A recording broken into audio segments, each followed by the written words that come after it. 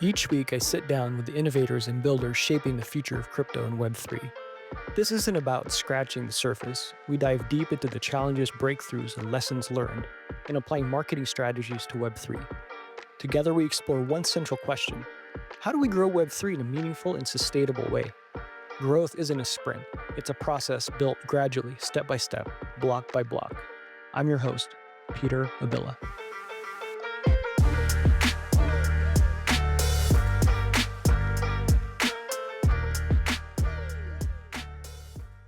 Leonidas, welcome to the Block by Block show. How you doing? I'm good. How are you? It's an honor to be here. I've known you for, I don't know, 6 months maybe since Dog was launched, and have really looked up to the way you've built a pretty amazing community that's very ethos driven.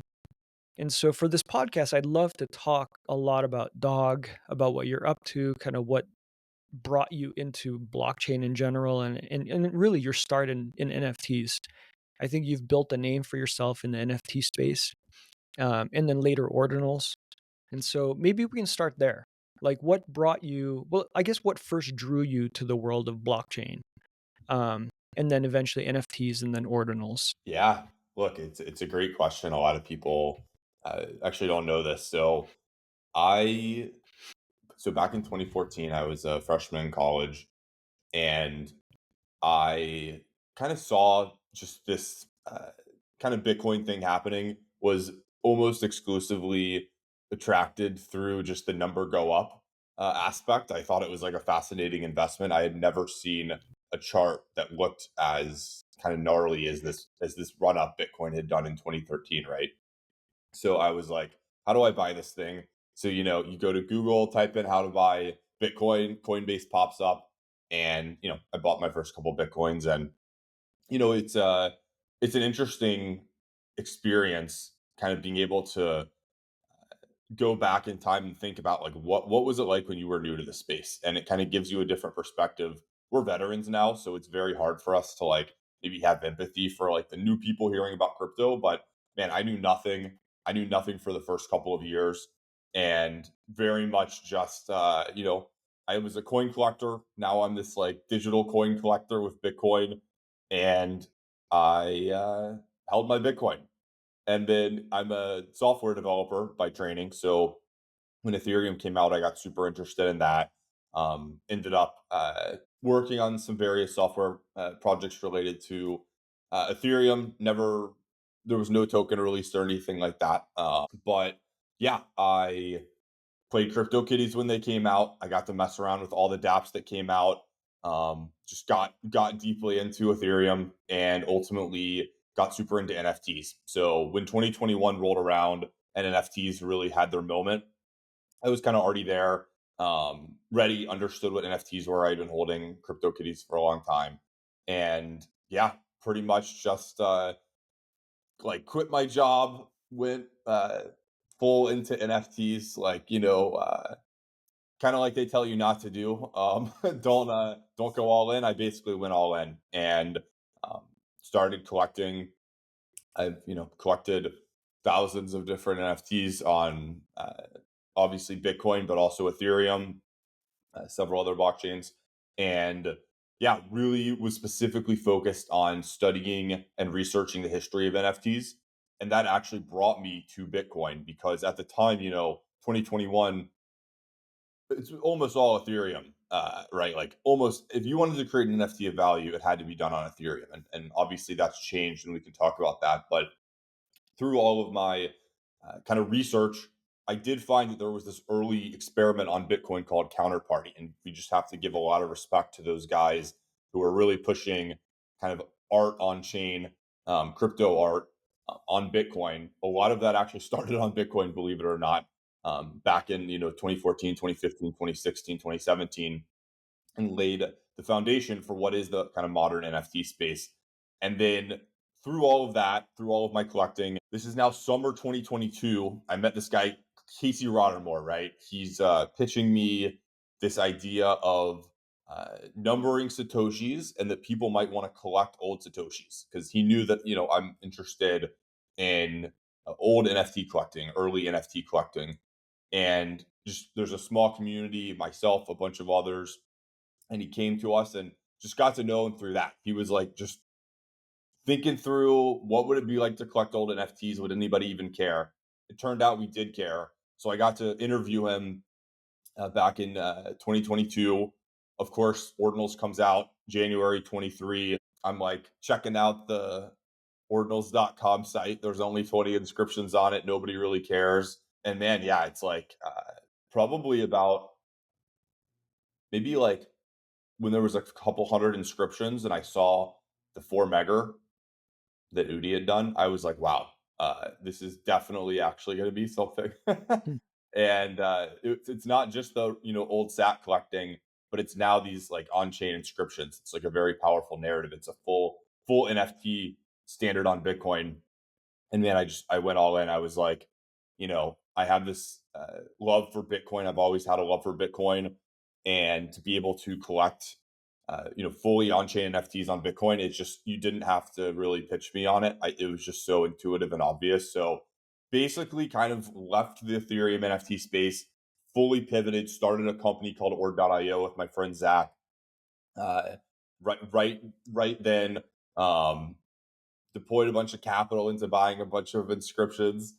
And yeah, I've just been here ever since. Met Trevor Yon, started a uh, twice weekly Twitter space that we do, and it's been a crazy ride. Obviously, leading up to now, in 2024, very much a lot of my focus was on the free and fair movement, Runestone, Dog, and yeah, it's been a really wild journey, man. That's cool. Now I want to double click into something you said. I love coins. I was a physical coin collector when I was little too. When I don't know, maybe sixth, seventh grade. That's similar age to me Yeah, when I was really into it. I uh I would go to the coin shop in downtown where I lived, and I would just spend hours just looking at all these coins, learning about the Buffalo nickel and just all of it was so fun. Um, Now you you started out like learning about the history of NFTs.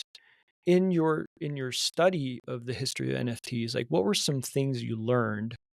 And in your pivot to ordinals and inscriptions, like I guess what's your general thoughts on i- NFTs on Ethereum points to a database entry, whereas on ordinals it's like it's actually inscribed onto the blockchain, onto a Satoshi. Like I know on crypto Twitter, there's a lot of kind of moral grandstanding that inscriptions are they're better, they're more pure. What are your views on that? Yeah, it's interesting. So my experience with historical NFTs and these old NFT collections was that, man, if you like go and look for these old projects, you can always find the tokens, right? The actual ownership tokens. They're always on chain, right? But you cannot find the actual art on a bunch of these old projects. And Hmm. like this was a very unique experience that I had. Most people didn't care. 2021, they're buying the latest, monkey 10K PFP kind of thing, right? And I'm going back and like sifting through thousands of old, 2018, 2017 smart contracts looking for anything that resembles an NFT collection. I've literally combed through like every like a lot of these smart contracts, right? And I would actually go in and I would like interact with the smart contract, see if I could extract some NFTs somehow. Literally every single one is different. It wasn't super standardized at the time. And what I found was, yeah, a bunch of them would point out to this link that would be gone. Like I could use all my research skills, and sometimes I'd be able to put together maybe with OpenSea combined with Wayback Machine or this sort of thing. I could put together what the art was like. But yeah, I was owning these collections. I would own this like collection of, you know, crypto tulips, and I knew I had this beautiful tulip, but I could never see it. Hmm. And this was just purely a function of like time, right? Like people created these kind of early experiments is how to think about them. And then they basically moved on with their life, right? And stopped paying the hosting bills for IPFS, or they just kind of gave up and stopped paying the bills for AWS or wherever these images were stored, right? Like they were not stored in a way that was able to stand the test of time. Just 5 years, basically, from when I was kind of looking at them 4 or 5 years later. And this was a huge wake up call to me. There were like these early NFT platforms that had gone out of business. You can't find the art for any of those. It was all just a disaster. Like the provenance trail, like we're supposed to be spending tens of thousands of dollars on these digital JPEGs, right? Because it's like forever, you own it forever. And I was seeing this like very glaring hole in that idea, which was that there's no way that people are going to preserve the art for these for like 100 years from now. And I would tell people in 2021, before kind of meeting Casey, right? I was like, you guys do realize that for literally like 99% of these NFT collections, people are just going to forget about them and move on in 10 years, and you're not going to be able to find the art for them.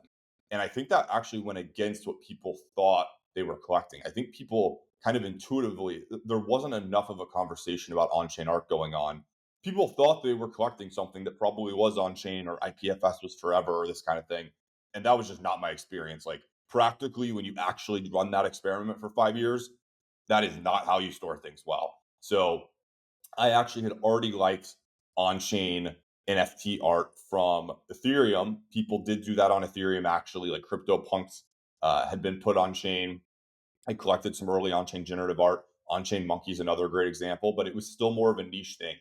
So this sort of just lays the foundation for when I do meet Casey and the guy's like this fully gung ho on chain art now as well with Ordinals. I mean, it's like he was telling me everything I wanted to hear. Like I said, it was the pitch was very very simple for me, and I had already had that foundation, and then all of these things around, I had these strong feelings about not liking royalties, not liking how in 2021 on OpenSea there's this 10% tax on all the traders, very inefficient market. All of this stuff I didn't like, and Casey was saying like we don't like royalties. All of these things, ordinals are awesome, man. I really cannot emphasize enough how thoughtful Casey was when he created that protocol. It is truly what an NFT should be, and yeah, I think on Ethereum they kind of experimented with ERC 721, but ultimately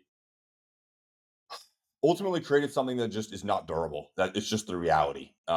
You gotta put the actual data for the JPEG on chain. You got to store it somehow, and like the only way I've really ever seen it be done in a way that I'm satisfied with, as someone spending tens of thousands of dollars on something, is put it on chain, specifically on Bitcoin. You're going to be in really really good shape. There are a couple of thoughts on your answer there. First of all, what a shame that that the the links pointing to the actual image it's gone for a lot of these collections, because some of the art is actually really beautiful and it'd be great to enjoy that. But over time, as you said, it's like, people just stop paying the IPFS fees, and the JPEG goes away. Um, which leads to this idea of, what if we inscribe the piece of art actually on a Satoshi, which is, more technically superior. And there's also kind of, it's more in line with the ethos of blockchain, right? Of crypto. And so I appreciate you sharing that journey, how you came to that, how you arrived at that. Or how do you see the NFT space changing in like the next, let's say, if some of the links pointing to the JPEG are gone in the last 5 years, 5 years ahead, or in 5 years, what do you see? Uh, how do you see things changing then? Yeah, I kind of view it as like two buckets. You can have like your gaming NFTs where they're like low value and it doesn't quite frankly matter if the image is gone in 10 years, right? You're just kind of playing the game in the moment. It's not too expensive. Yeah. But I do think that the market is like very clearly making a statement with ordinals that, look, hey, if we're spending a ton of money on a piece of digital art, you should probably spend like $100 of that money that we're basically paying to put that and store that image on chain. So I think there's just going to be a trend of on-chain art, and I think it already exists. Ethereum has already responded somewhat to this. I think they're focus more on chain art than they were before Ordinals. So we're actually pushing the Ethereum NFT ecosystem in the right direction, which I actually really like to see. I want to see them thrive as well. And I think NFTs, look, I think I really genuinely believe we're still in the early ending. Like it's just a basic primitive for a token that is unique on a blockchain. And there's fungible and non-fungible tokens. Obviously, I think everybody knows about art, 10K PFPs, these sort of things. I think we'll find new metas and new versions of NFTs in the future. I don't think all of the kind of work there is done. Even with something like CryptoKitties, this breeding mechanism, I would almost argue there was more innovation at the early period of NFTs than there were in maybe modern day Ethereum NFTs, where people are just copying the same 10K PFP template and just doing that over and over and over again. So I'm looking forward to seeing like who there are people out there, right? Who are the ones really pushing the boundaries, experimenting and moving NFTs forward, and not just kind of repeating the same kind of thing that the market likes over and over and over and over.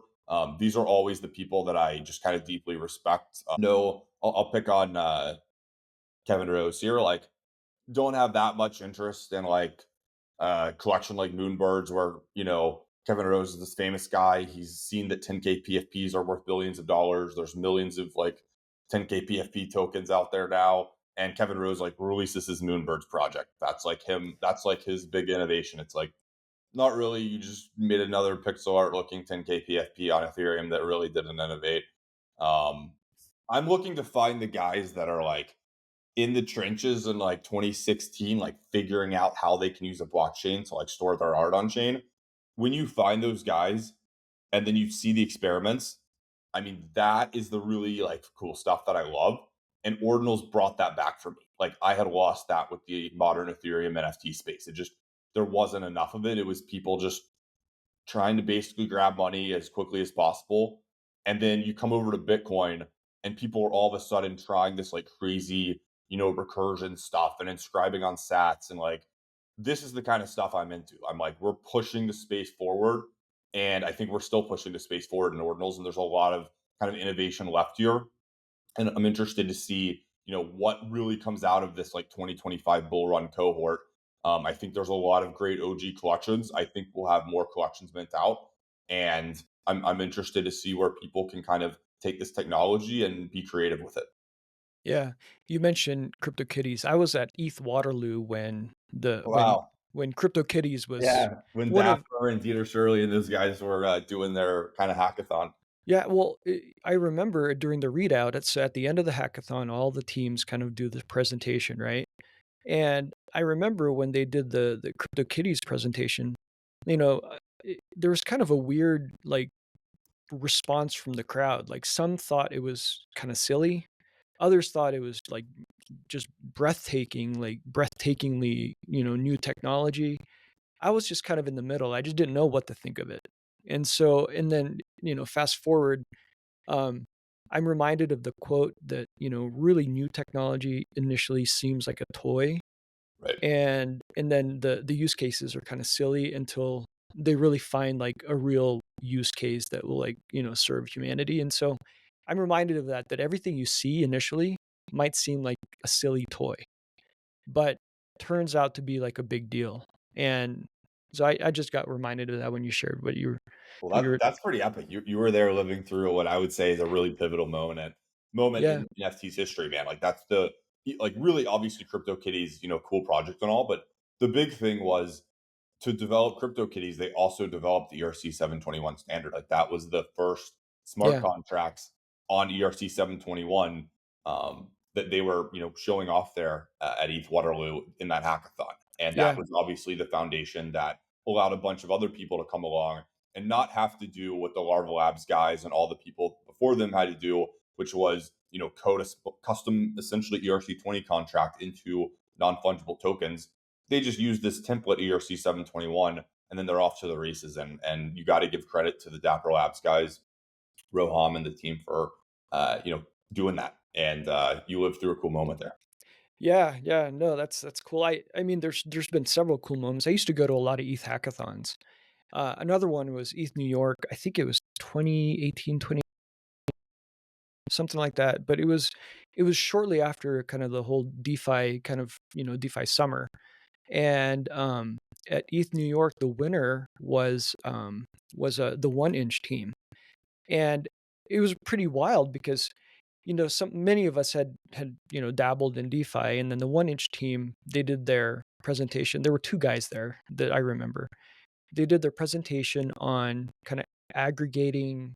It was like a layer on top of a bunch of dexes, and then they would find like the best rates and the best routes. And I remember thinking, oh, these guys are gonna do these. They're gonna go places. And it turns out a couple months later, they raised money for 1 inch. So it's pretty cool to attend these hackathons and participate because good things come out of them for sure. Um, let's switch topics to dog.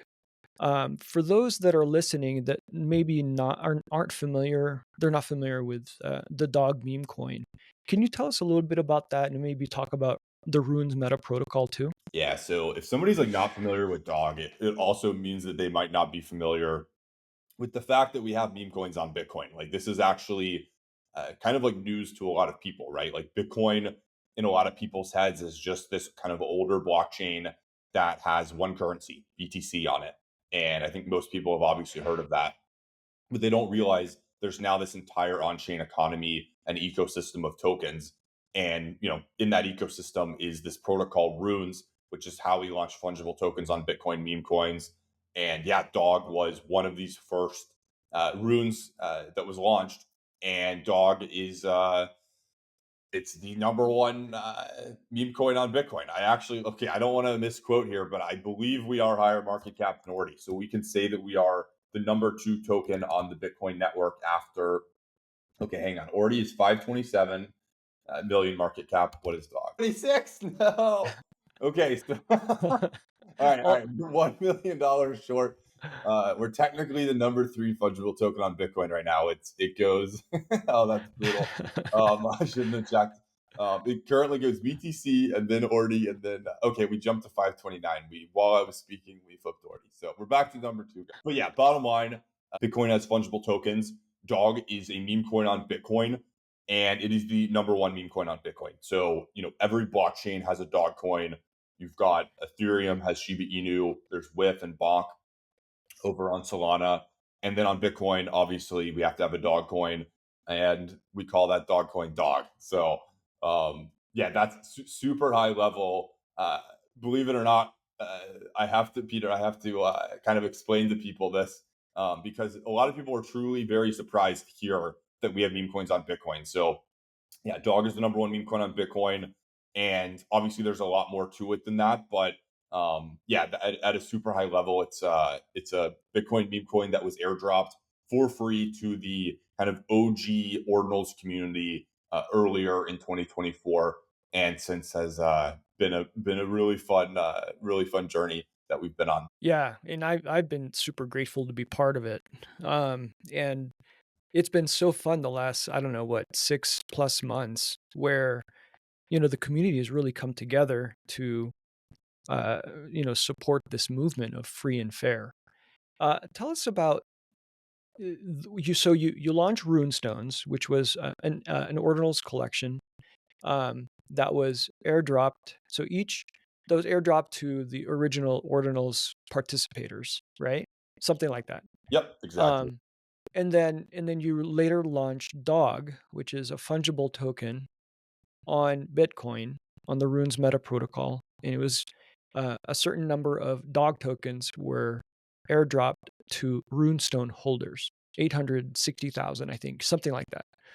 Um, now, tell us about this free and fair movement, and I guess, what statement were you trying to make, and what problems in our industry, in the blockchain industry, you were trying to, I guess, fight against? Yeah, so pretty much Runestone was an NFT collection that was airdropped, and we called it it's a pre-Rune project, meaning that it was a necessity because Runes had actually not launched yet.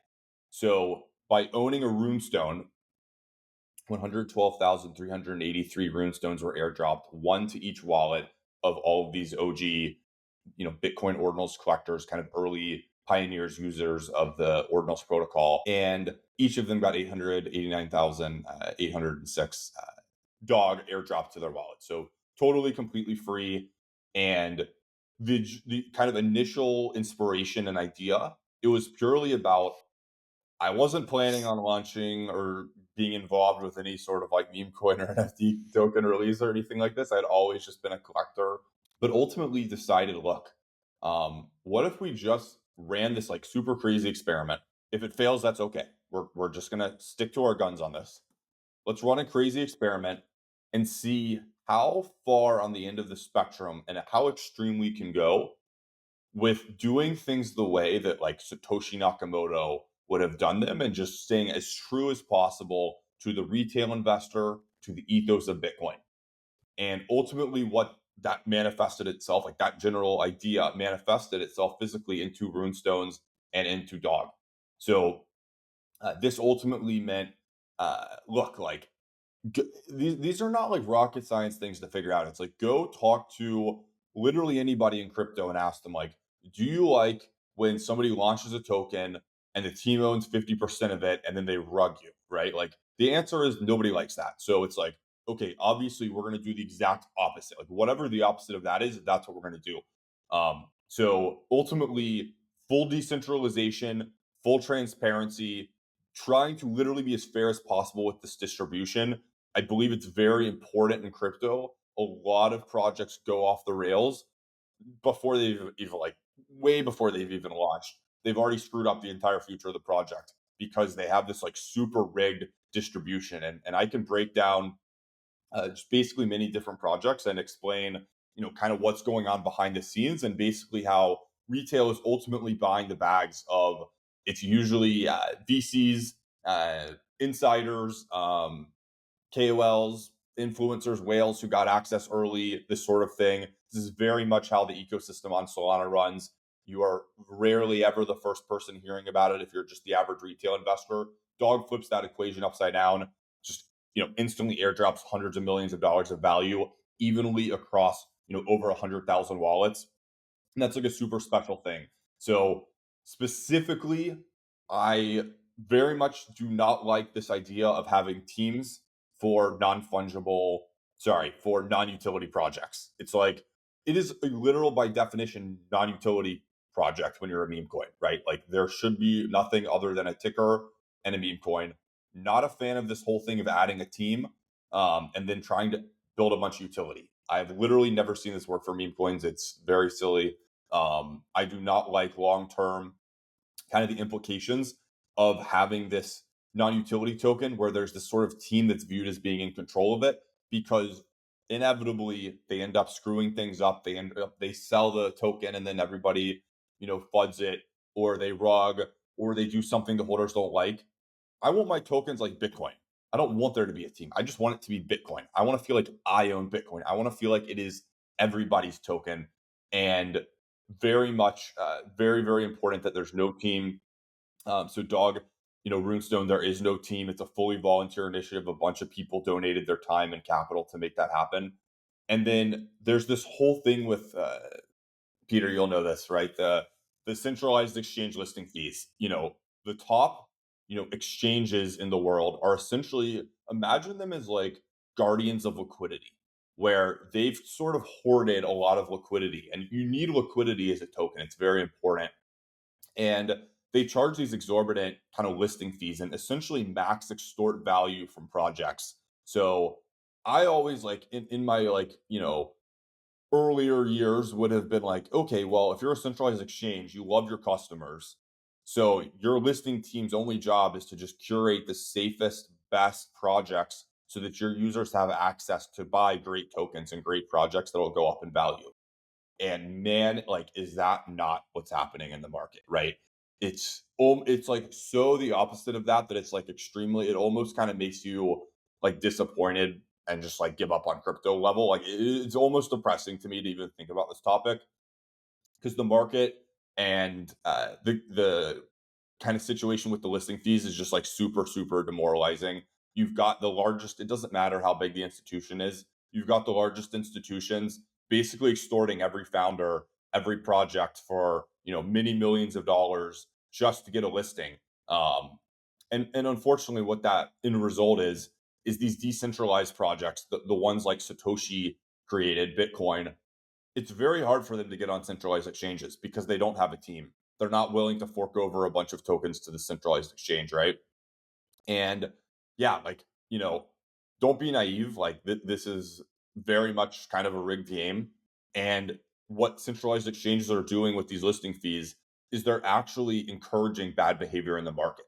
So it's not just the fact that, okay, if you want your meme coin to go to $1 billion, you're going to have to write a fat check to Binance at some point. But it's that the incentive to actually, create a token a certain way is created there. Because then what happens is these sort of insider launches of meme coins, which in my opinion is ridiculous. It's a non-utility token. There's nothing to do. Nobody should get special access. It should, meme coins should be an asset class controlled by retail. And these large centralized exchanges are basically making it so that, okay, you want your token to do well, you need to set aside, 10, 20% of the token for us. And from the start, you now have nothing that looks like Bitcoin. You have a rigged launch. And basically, it's not just centralized exchanges. There's market makers that want you to do that. There's KOL networks that make you do that. And pretty much, uh, people end up trading these meme coins and setting aside over half for these like insiders that all want to take their cut, and they'll all kind of help you along the way and make the token go up in value. But ultimately, all you're really doing is creating this pump and dump mechanism, because the real long term value is only going to be created through a token having a large community of like long-term believers in it, right? So I'm just very very proud that Dog does not pay listing fees. I know, this is obviously a somewhat controversial stance in the crypto space. A lot of people are more than happy to just bend the knee to these centralized exchanges, pay this fee, perpetuate that kind of dynamic in the market. But yeah, I just fundamentally believe it's like very bad for these tokens. And if you don't like that these, random Solana meme coins are going to, hundreds of millions of dollars and then back to $10 million because the team rug. Like, I don't even blame the creators. Like, there's infinite scammy people out there that'll create a token and do that. Blame the people who set the system up this way. It's the centralized exchanges extorting listing fees from these projects that are at the top of it. And I'm just basically calling them out. And I think a lot of people resonate with that. And I think we need to move to a model where, at least for non-utility tokens, that if you're a centralized exchange and you have any shred of credibility and you have any interest in retail using your product, you should look after your users. You should curate the best set of tokens based on merit, based on community, based on the aspects that make a meme coin valuable long term. Make your listing team curate those projects, give access to your users to buy those projects. Do not make your users exit liquidity for a bunch of these scammers that are paying you the highest, listing fee every month. That is an insane thing that's happening. And yeah, I'm simply calling it out. The dog army is calling it out. We're not going to pay these. Obviously, that hurts these conversations, but that is not something that I or the dog army is interested in really negotiating on, because it's a deeply held belief that this is perverting the market and harming retail investors, and we are not going to participate in it. Here's the ironic thing, right? Like, blockchain came about to kind of bypass intermediaries, but within blockchain, we've kind of created our own intermediaries with these centralized exchanges that are huge gatekeepers of value, and they decide the winners rather than letting the market decide. And it's a peculiar situation that I think we all find ourselves in. And I think it's really admirable that you've decided to go the free and fair movement, and that Dog is one of the I think shining examples of, let's see how this experiment goes. If Dog belongs to the people, it won't bow down to intermediaries. Let's see what happens. Um, so in the last 6 or so months that you have, whether you like it or not, you've kind of become the face of Dog. Um, though it Dog belongs to the people, you've largely kind of held that banner and help, I think, the community along. How have you seen the community come together in the belief of the free and fair movement? And I guess just tell us your experience there as kind of community builder, community kind of organizer. Yeah, it's interesting. So I think if you are like creating a community, whether it's NFTs, meme coins, whatever, I think it's like super, super important that just like the actual holders are like the number one priority. Like you always have to make sure that the holders are put first. And Dog like through and through does that, like to the most extreme degree, right? You have to you have to like just take seriously that like somebody probably worked, months of their life to earn this money. They're just a normal person. And it's a very important responsibility that you're kind of being entrusted with to a degree when you're like the voice of something like that because their hard-earned money is at risk. Like, this is it's yes, it's super like it's fun in games, like they are literally meme coins, it's a cute dog and all, right? Like there is a silly aspect to it. But at the same time, it is real money that people work for, and you just need to have like an empathy for that. And I think just time and time and time again, I just do not see uh, the creators of these tokens out there and these projects having that empathy. Like, there's something about it where people just feel comfortable walking away or not caring that it just failed and they stopped tweeting about it, or not caring that they sold their insider supply and then moved on. And to me, it's just like people aren't having empathy for their other humans, I guess, or something like this. It's like, um, I don't know, like, of course the holders deserve transparency into what happens, right? Like, how crazy is it that you have like no transparency on like all of these top meme coins? Um, yeah, I don't know. Like, bottom line is, treat people right, be honest, be transparent, be fair, and then they're going to probably support that project. And I think that's what we've seen. Like, Dog is the number one rune by far in a free market experiment. You know, people are choosing Dog, right? Like people, have made Dog one of the top meme coins in the world. It's over $500 million market cap. That's because it's not because of the cute little dog, although, Dog I think is quite cute with the little floppy ears and everything. But Dog is very cute. but I think it's the story, it's the narrative, it's the idea of Dog and free and fair that's actually the thing that's resonating with people. And I think people are tired of getting rugged. I think people are, you know, tired of centralized exchange listing fees. People are just tired of a bunch of the BS that's going on in the space. And they're seeing a project stand up against that and stand up for the little guy, basically. And I think, it's a fairly logical decision. You've been treated like crap essentially by a bunch of project founders in the past who, let's be honest, like looking back, did they actually give a shit about you? The answer was probably not very much. They were focused on, securing their own bag at your expense. And Dog is not that. It's ultimately a group of people who believe in this idea of free and fair and are basically standing up for a set of values that I think Satoshi Nakamoto held in a lot of cases. So I just think it resonates with people, man. Do right by people; they'll do right by you. I really, it's really not even that complicated. It's like do the right thing by people. Yeah, I no, I agree with you. I see um the hero's journey is kind of happening right in front of our eyes. With centralized exchanges and insiders are kind of the villain in the story, and then those that are affected are kind of at the end. Their exit liquidity feel taken advantage of, right?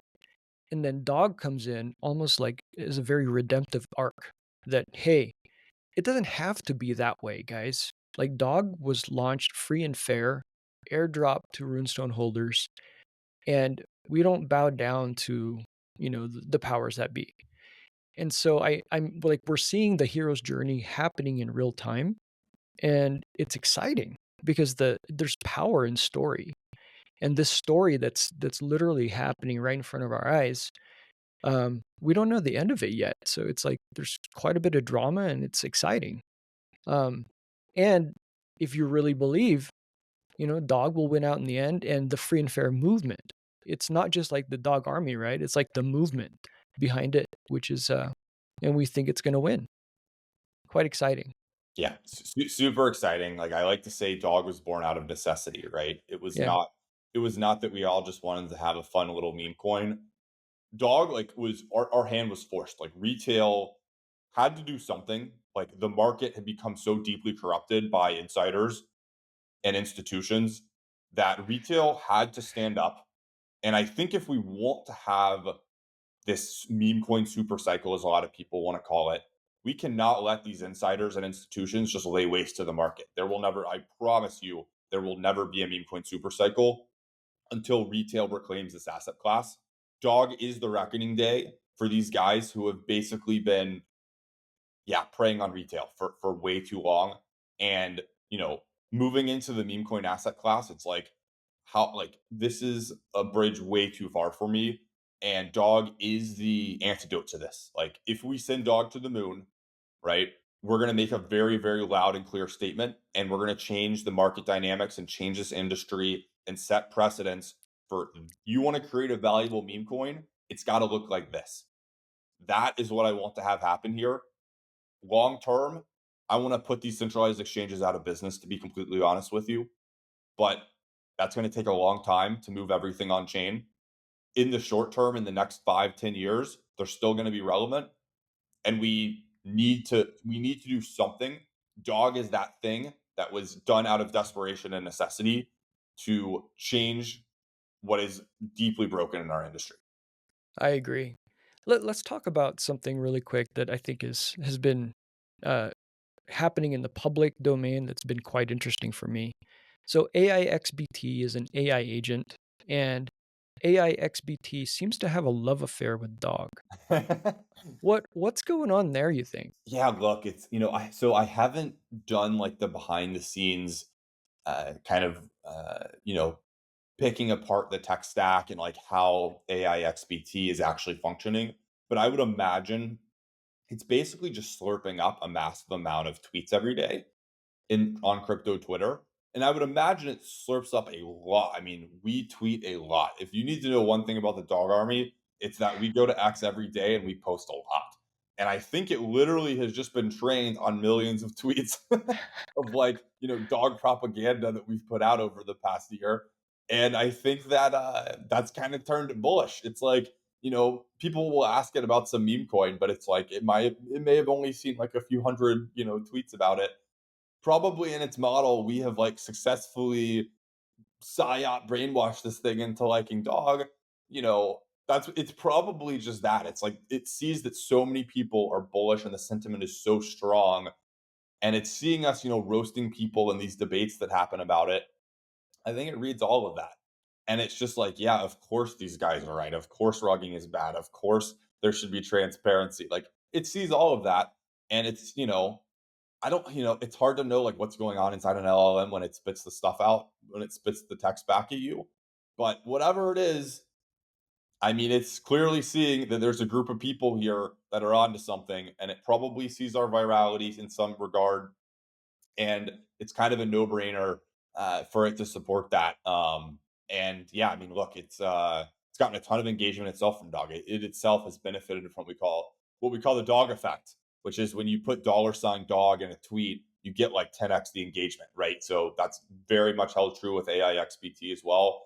And I'm just, yeah, I think it's kind of bullish for AIs that they're almost like this kind of great equalizer in that if they're coded fairly, to be honest, right? I mean, they're seeming to be pretty good at just calling out bullshit, right? It's like the AI reads a bunch of tweets and then it'll like, you ask it about some like random scammy Bitcoin L2 and it fuds it. You ask it about like listing fees, it fuds the centralized exchange, right? Like these things are actually like pretty smart. And I think they're kind of like a collective. I think they're good. I think they're going to be a force for good in the market. Like from what I've seen, you can obviously engineer them and code them to like, prop up some scammy project. There's no question. But these kind of large language models that are like learning from crypto Twitter, they seem to be on the side of retail, which is like pretty awesome to see. Yeah, my favorite is someone asked AIXBT what the dog market cap target is, and I think it said something like 100 billion is just the start. Yeah, I mean, And look, I've had these conversations with AI XBT, like explaining the dog thesis, kind of asking it thoughts, and it's totally on board. And it's funny because I'll read people will talk with AI XBT and they'll talk about their coin, going to billions of dollars or whatever, and it just like does not buy the thesis. They're like, probably not. It It like sees right through it. Yeah, it's so and smart. it totally it's like totally buys that, like, yeah, it kind of stands to reason. Bitcoin as a blockchain is like by far the largest blockchain, literally trillions of dollars of value stored on this network, and the top token is only worth $500 million today. That should probably be worth like tens, hundreds of billions of dollars. It totally buys the thesis. It loves the kind of fair launch that Dog had, and it's kind of bought in. Yeah, it seems to be huge Dog Army member. I love it. I love it. And I love watching the tweets and the this love affair that AIXBT has with Dog. I want to see it continue. Let's switch to Ord.io. This is you're a co-founder of Ord.io. Can you tell us a little bit about what's going on there and what you're hoping to build? Yeah, so roll the clock back. It's almost been 2 years here.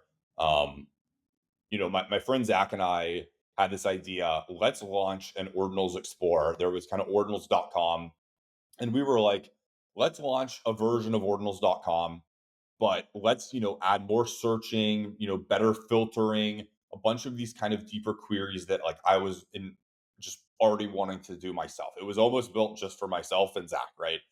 And we also had this idea to upvote inscriptions where people can we can sort of crowdsource.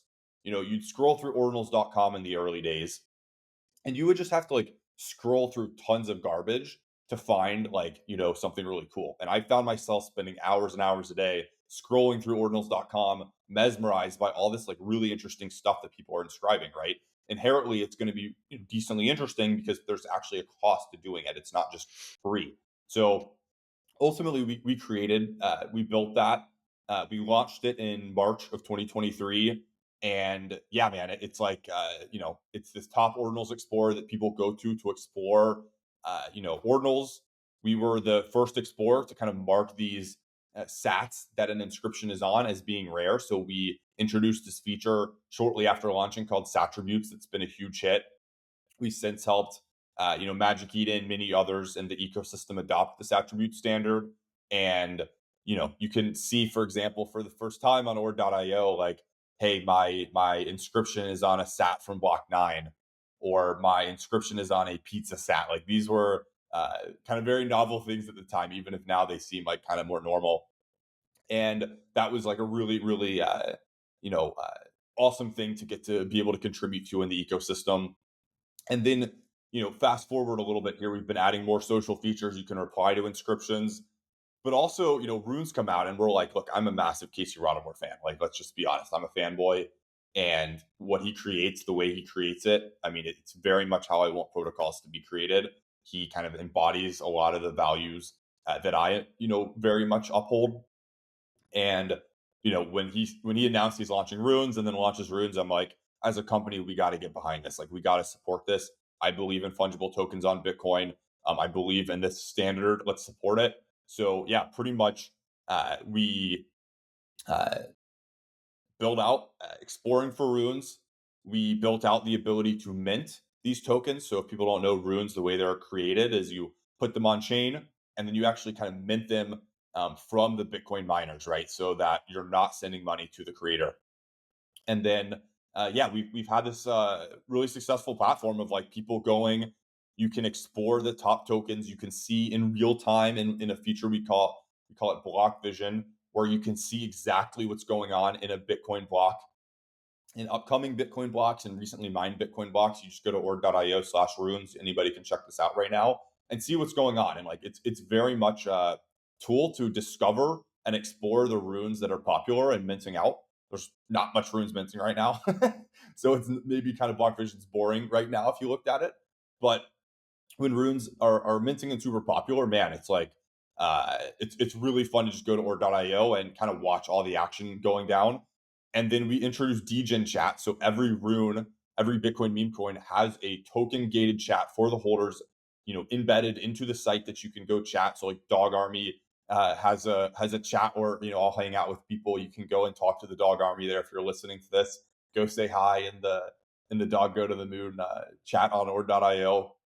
And yeah, you can mint these tokens. So like discover, mint them. We give you all the information in real time so that you can make a very informed decision when you mint.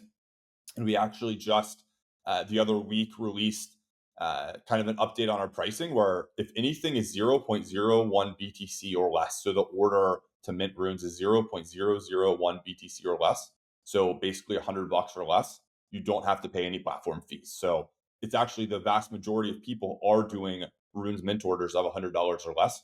So we are like the very best place. You should definitely mint runes through Ord.io because it's going to be the cheapest place to do that. And then we've actually so that's all kind of going on in the background, right? And then over the past couple of months, we've been actually building something in stealth that I'm not quite ready to talk about yet, but will be soon. And I'm just super, super excited about this, and it's going to be really, really, really big for the ecosystem. And man, I cannot wait to reveal that to people. And that's coming around the corner like super quickly here. The engineers have been super hard at work at that, and it's something special that I don't think people will be quite expecting. So yeah, stay tuned is what I'll say. We've been cooking something pretty neat. That's awesome. We'll definitely stay tuned.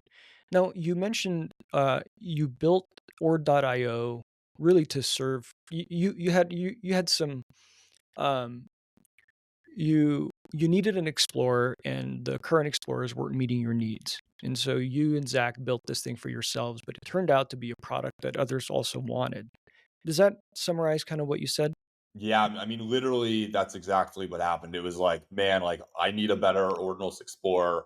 I need to efficiently search for these inscriptions, filter, do these kind of more deep pro user type experience searches for inscriptions, and we built a product to power that. And like, yeah, it turns out that like a lot of people want to be able to do things like sort by the largest image files, for example, and see there's literally like kind of this dick swinging contest on Bitcoin of who has the biggest inscription, right? And people have been pushing the limits on this. Yeah, like or.io is the best place to like just go do a basic filter like that.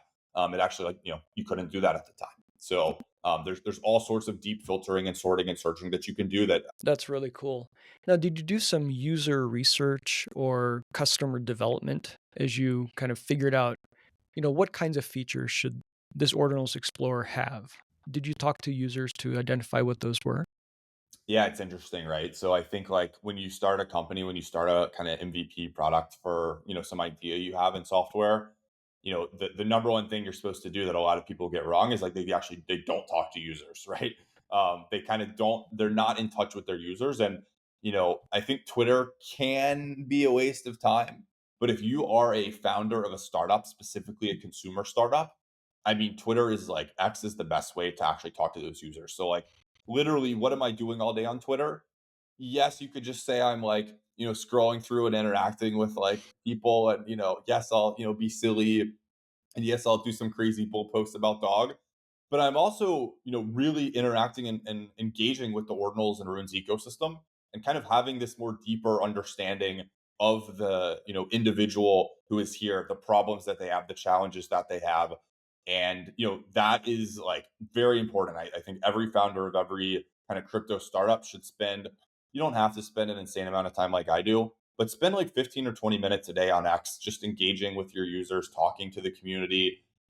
I see a lot of founders make this mistake where they just kind of like end up building the wrong thing because they're not in touch with the kind of changing winds and trends and needs of people in our space. And like they end up, not kind of reading the writing on the wall. And I think being on X, you're going to have your finger on the pulse for what your users care about and where the industry's headed. That's awesome. I loved Ord.io. I mean, it's actually like really fun to just kind of just poke around and see what's out there. Um, and kudos to you and Zach for building such a useful, utility for collectors. Yeah, man. Well, thank you. I'm honored to hear that you use it as an Ordinals Explorer and you like it, and I'm hoping you'll continue to use us and that you'll like what we're cooking and coming out with soon. Yeah. When do you? Well, I don't want to ask that, but I am curious when you are planning on making that announcement. Soon, Soon. like weeks. Yeah, Okay. Awesome. Well, Leonidas, thank you so much for taking the time to meet with us. This has been just very, very interesting. And again, I just want to tell you thank you uh, for Dog and for championing the free and fair movement. It's been life changing for a lot of people, and it's been so fun to be part of the Dog Army. So thank you. Well, look, I got to throw it right back at you, man. Like, I'm not sure how much people totally realize this, but like, there's people that behind the scenes are like helping Dog, right? Like, this really is not like just Leonidas's meme coin. I like truly view this and believe that this is a token that is owned collectively by the community, and you're one of those community members where like you could just be a passive holder of Dog. You hold your token, you kind of move on with your life, but you stepped up and you are a very important member of this community that like really like yeah, I don't think people maybe fully appreciate behind the scenes kind of what you're doing there.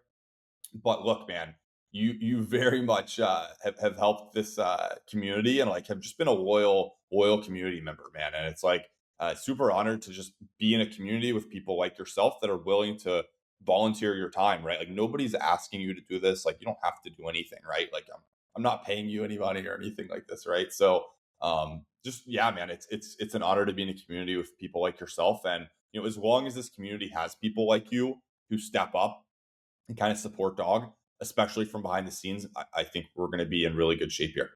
I agree. Dog go to the moon, baby. Dog go to the moon. Thanks, Leonidas.